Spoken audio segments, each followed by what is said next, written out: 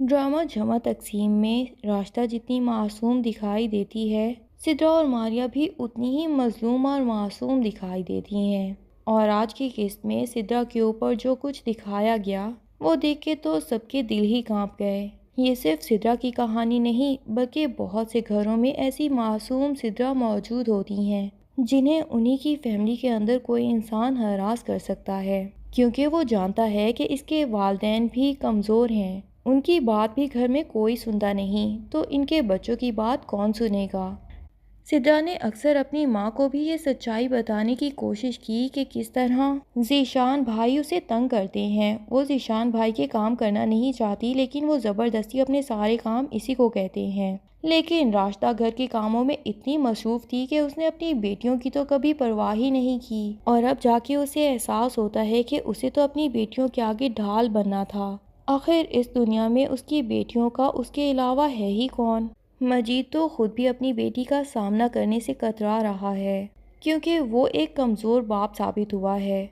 अपनी ही कोताहियों की वजह से और अपनी नाअहली की वजह से वो अपनी बीवी को अलग घर की बात करने पे भी चुप करवा देता था, क्योंकि वो जानता था कि जो अखराजात उसके इस घर में पूरे हो रहे हैं, अलग घर में वो अखराजात पूरे नहीं कर पाएगा। लेकिन उसकी इस नाअहली की वजह से उसकी बेटियों को इतनी मुश्किल ज़िंदगी गुजारनी पड़ेगी, ये तो उसने कभी सोचा भी नहीं था।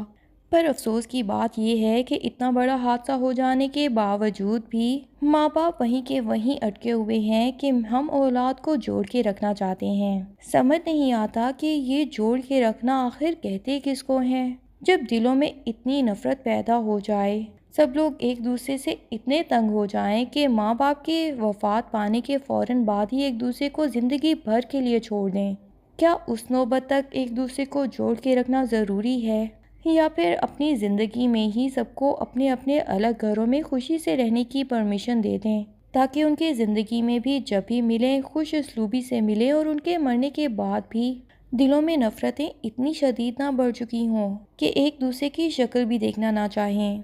असल बात तो ये है कि निगत भाभी अभी भी अपने बेटे की ही साइड लेती हैं और यही कहती हैं कि मैं जानती हूँ तुमने कुछ गलत नहीं किया, बल्कि इन सबको गलतफहमी हुई है। शायद इसी तरह की माएँ ही बेटों को इस ढिठाई तक पहुँचाती हैं कि वो कुछ भी कर जाते हैं, और उन्हें पता होता है कि उनकी वालदा मौजूद हैं उनको प्रोटेक्ट करने के लिए। जबकि दूसरी तरफ राश्ता जैसी भाभियां तो घर के कामों में इतनी मसरूफ़ हो जाती हैं कि वो सबसे ज़्यादा इग्नोर तो अपने बच्चों को ही करती हैं। ना तो उनकी पढ़ाई पे ध्यान दे पाती हैं, ना ही उनके ऊपर पूरी नज़र रख पाती हैं, और घर के कामों का सारा गुस्सा और डिप्रेशन भी अपने बच्चों पर ही निकाल देती हैं। डांट डपट के उनको ही चुप करवा देती हैं कि वो अपने माँ बाप के सामने भी बोलने से कतराते हैं। बहरहाल कैस को तो ये बात समझ आ चुकी है कि अब्बा जी जो सबको एक साथ जोड़े रखना चाहते हैं, ये आइडिया बिल्कुल ठीक नहीं है। और वो लैला को भी ये बता देता है कि उसकी जॉब से उसे प्रमोशन आया है और अब वो अलग घर में ही लैला के साथ रहना चाहता है। अपने बच्चों को इस दुनिया में आते साथ इस कदर मुश्किल माहौल फराहम नहीं करना चाहता। साथ ही यकीनन वो लैला को ये खुशखबरी भी सुना देगा कि अगर तुम जॉब करना चाहती हो तो मैं तुम्हें उसके लिए भी कभी नहीं रोकूंगा। हम दोनों मिलके अपना घर बहुत ही खुश उसलूबी से संभाल पाएंगे और फिर घर के काम भी मिलजुल के करेंगे। लेकिन कैस जब अपनी माँ के सामने अपने अलग घर की बात करता है तो उसकी माँ और बहन के तो कान खड़े हो जाते हैं, और इससे पहले कि वो कोई बहाना तलाश कर पाए, निकट भाभी ही शुरू हो जाएंगी कि ये थी तुम्हारी असलियत, इसीलिए तुम लोगों ने बिला वजह मेरे बेटे के ऊपर इल्ज़ाम लगा दिए ताकि तुम अलग घर की डिमांड कर सको।